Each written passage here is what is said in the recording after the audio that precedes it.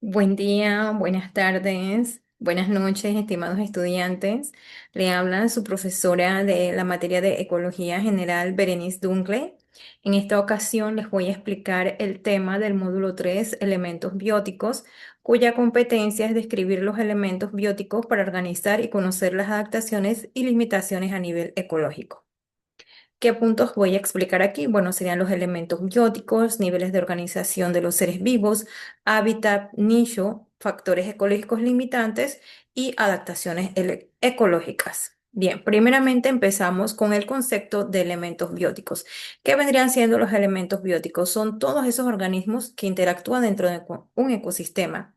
Va desde una bacteria hasta plantas de gran tamaño, igual que animales y aves. Forman la parte viva de la biosfera y ellos son como lo importante del ecosistema. Son la base de la biodiversidad y de las interacciones que dan forma a la vida en la Tierra. Bien, vamos a explicar algunas características que tienen estos elementos bióticos. Por ejemplo, la organización celular, recordando que todos los seres vivos estamos formados por una o más células. Allí entonces tendríamos una clasificación de seres unicelulares y multicelulares. También pues se caracteriza por tener un metabolismo. Los metabolismos son los procesos químicos por los cuales ese elemento biótico puede obtener energía y crecer. Recordando aquí que existe el metabolismo autótrofo, que es el realizado por las plantas a través del proceso de la fotosíntesis, y el metabolismo heterótrofo, el cual realiza, por ejemplo, los herbívoros, carnívoros, primario, secundario, terciario, paternario. Bien, también tenemos lo que se caracteriza por tener reproducción. Eso le permite tener descendencia y asegurar la continuidad de la especie, recordando que existe la reproducción asexual y la reproducción sexual. También se caracteriza por tener crecimiento y desarrollo. Esto aumenta de tamaño esa especie y complejidad a lo largo de su ciclo de vida. Adaptaciones. Estas le permiten que evolucionen para sobrevivir y prosperar en un ambiente específico. Y también se caracteriza por tener irritabilidad, que son las respuestas a los estímulos. Ahí serían más que todo las interacciones. Bien, pasamos entonces al nivel de organización. A hablar sobre el nivel de organización. Antes que de todo, de ir al nivel ecológico, vamos a hacer como una explicación de todos los niveles de organización para que tenga una mayor claridad. Por ejemplo, tenemos la organización a nivel químico. Bueno, aquí ya nos referimos a la materia, ya sea inorgánica u orgánica. Y esta va desde los niveles subatómicos, o sea, electrones, protones y neutrones. También, pues, vendría el nivel atómico. Luego vendría el nivel molecular, que es el que está formado por em, más de dos átomos. El nivel macromolecular, que aquí están moléculas importantes, como son las proteínas, los carbohidratos, los aminoácidos, los lípidos. Ya a nivel biológico, pues iniciamos desde el nivel celular, recordando que la célula es la unidad básica de la vida. Bien, luego seguimos el nivel de los tejidos, que recordando acá que los tejidos están formados por células que tienen igual función. Pasamos al nivel de los órganos, donde el órgano está formado por tejido que cumple una función similar y pues se agrupan para formar los diferentes órganos que tiene, por ejemplo, el cuerpo humano. Y ya entonces al final se forman lo que son los aparatos y sistemas que están formados por todas estas estructuras que están aquí. Ya entonces pasamos al nivel ecológico. El nivel ecológico está formado por organismo, población, comunidad, ecosistema, bioma y biosfera. Esto los voy a explicar a continuación. Por ejemplo, tenemos un organismo. Un organismo vendría siendo entonces un individuo el cual tiene características y también comportamientos únicos, los cuales le permite interactuar con su entorno. Aquí entonces el organismo va a tener un papel importante porque recordemos que en ecología se habla mucho del nicho ecológico y también del hábitat. Así que este sería un punto importante a estudiar. Luego vienen las poblaciones. Las poblaciones son grupos de individuos de la misma especie. A estos mismos se le estudia algunos aspectos de población, como sería densidad, distribución, crecimiento y estructura de esa población. Aquí se puede estudiar un poco lo que son sus interacciones, cuáles vendrían siendo sus depredadores, las enfermedades a las cuales se afecta su comportamiento en la reproducción y demás. Bien, luego pasamos entonces al otro punto que serían las comunidades. Las comunidades serían en este caso, esta que está acá, serían comunidades, vendrían siendo poblaciones de diferentes especies las cuales interactúan. Esas interacciones, ¿cómo pueden ser? Competencia, depredación, parasitismo, comensalismo, bueno, las que vamos a estudiar un poco más adelante. Y estas pueden entonces afectar en sí el flujo de la materia y la energía a través, pues, de qué papel cumplen esas poblaciones dentro de esa comunidad. Y por último tenemos los ecosistemas, que no es más que comprender las comunidades de los seres vivos, que aquí aparece un concepto nuevo que es la biocenosis, y luego también que habitan dentro de un lugar determinado y que establecen interacciones entre sí en el medio físico, sería el biotopo.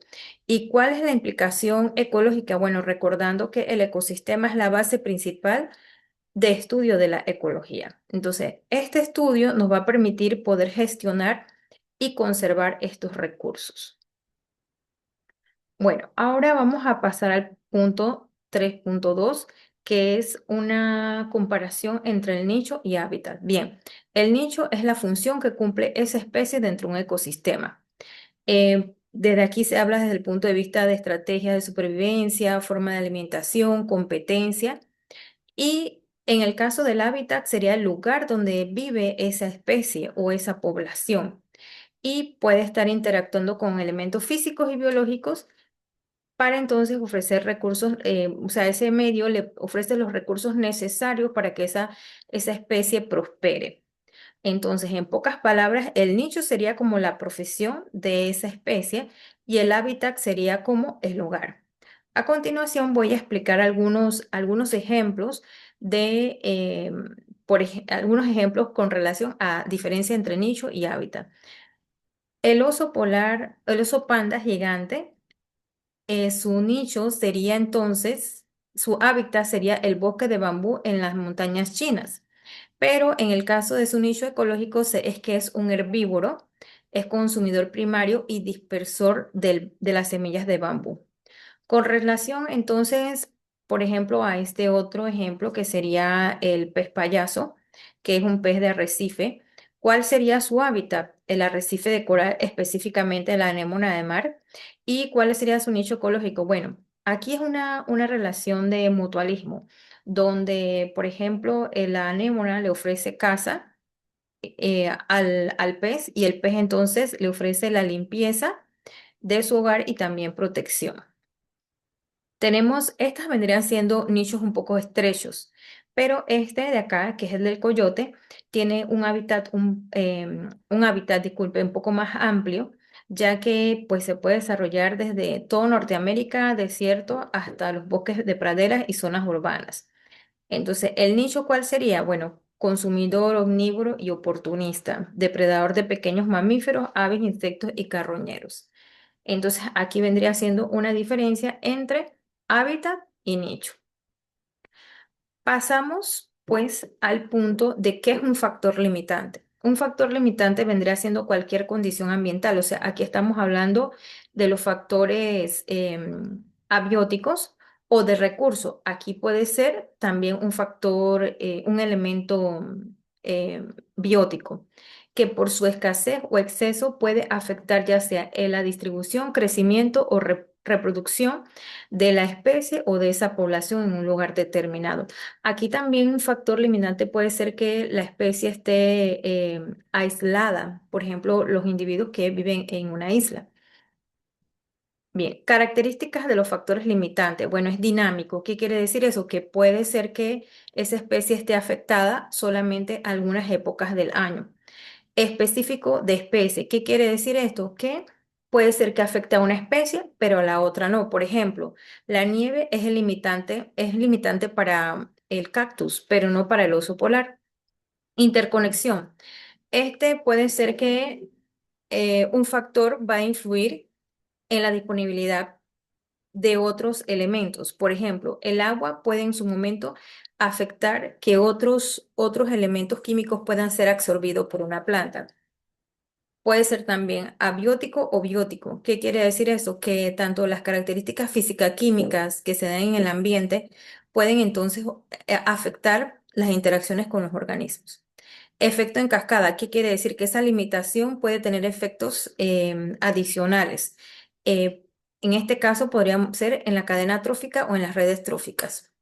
Y por último, puede ser múltiple. ¿Qué quiere decir eso? Que varios factores puede ser que afecten el crecimiento de una planta o el desarrollo de un animal, ya que hablamos de la ley del mínimo que voy a explicar a continuación.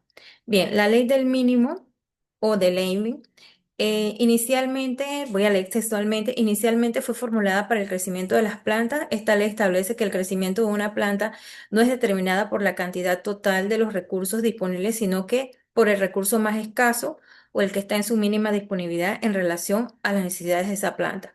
Bueno, y se hizo esta analogía del barril del Limber, un barril cuya duelas, estas vendrían siendo las duelas que representan como los elementos necesarios para que la planta crezca, pero solamente aquella que esté más limitada o esté más escasa es la que puede en su momento afectar ese crecimiento de la planta.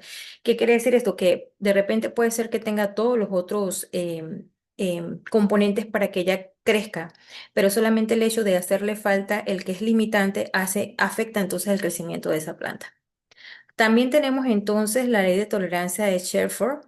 Esta, pues, tiene que ver con la existencia y la abundancia de una especie. Está determinada por la disponibilidad de ciertos factores ambientales, tanto por su deficiencia como por su exceso. Cada organismo tiene un rango de tolerancia para cada factor. Bueno, aquí traje de ejemplo un experimento realizado por Gauss, en el cual él cultiva en laboratorio dos tipos de paramecio. Entonces, por ejemplo, cuando hablamos del rango óptimo, por ejemplo, podemos ver aquí en esta gráfica que cada especie, la especie P. aurelia, que es la roja, y la especie P. caudata, que es la de azul, ellas se desarrollan de manera óptima en un medio donde no tienen ni rango de estrés ni límite de tolerancias.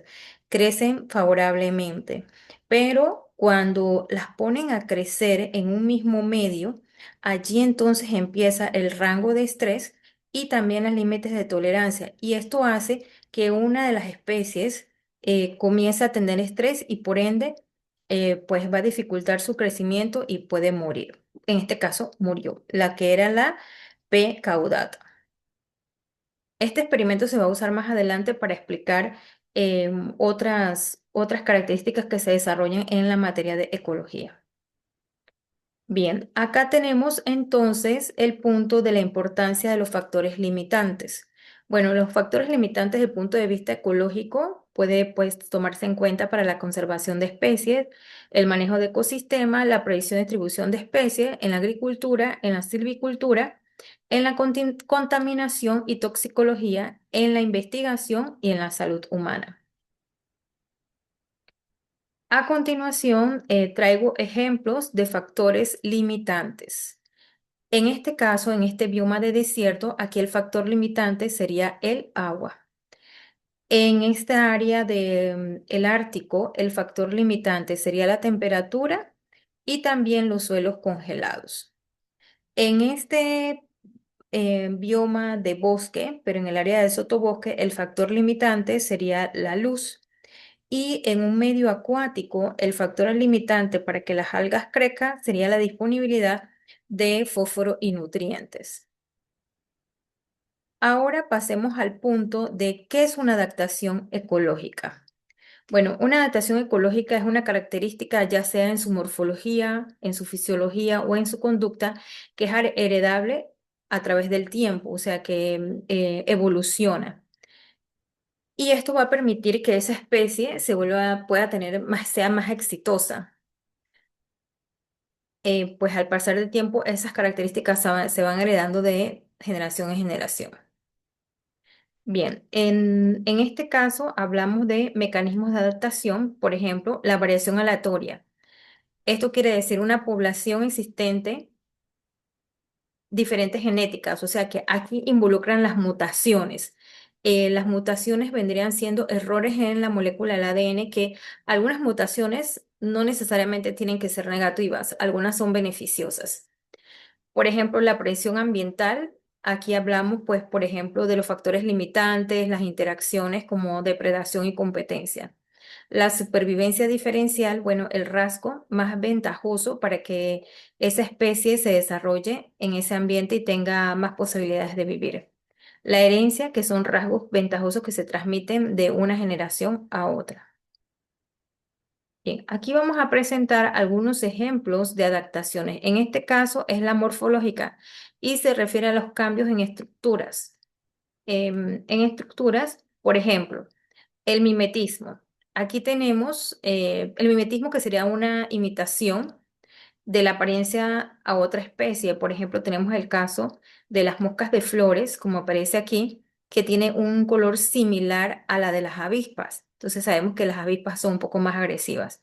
Igual lo que es la falsa coral con la coral.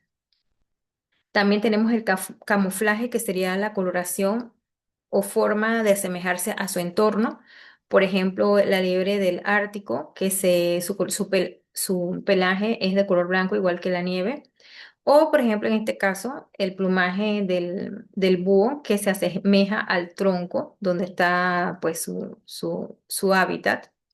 También en coloración, pues vemos algunas ranas, en este caso la rana dorada, que es tóxica, y esos colores pues ya te señalan de que tiene algo de toxicidad, esos colores brillantes y llamativos.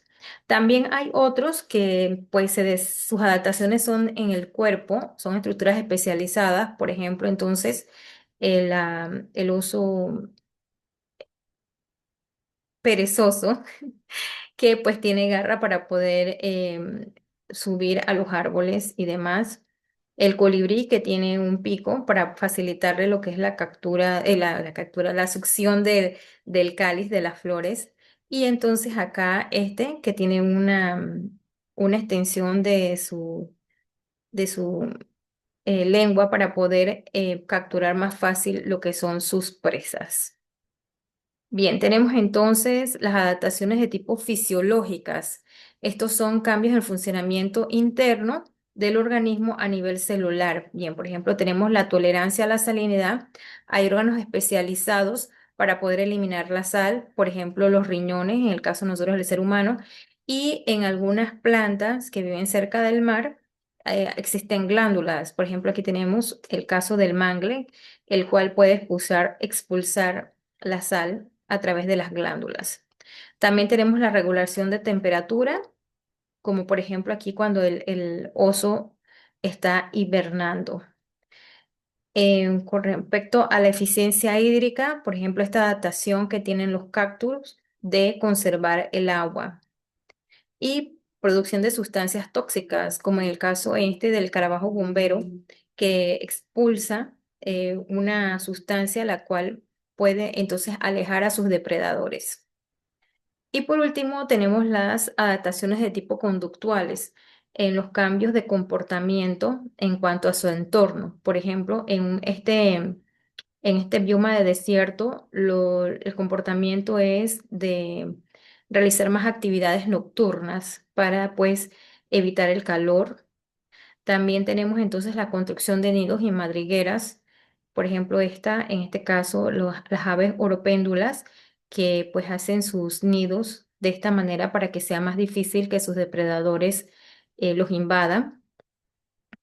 Por ejemplo, la forma de caza de una manada para cazar su presa. En el caso de la migración, que sería la movilización pues hacia otros puntos, tomando de referencia pues reproducción o alimentación. Y por ejemplo, este caso de esta ave que tiene rituales de apareamiento,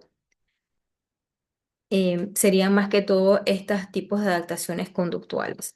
Bueno, hasta aquí el material que tenía preparado para ustedes en esta clase, así que espero que haya sido lo más clara y precisa. Bien, saludos.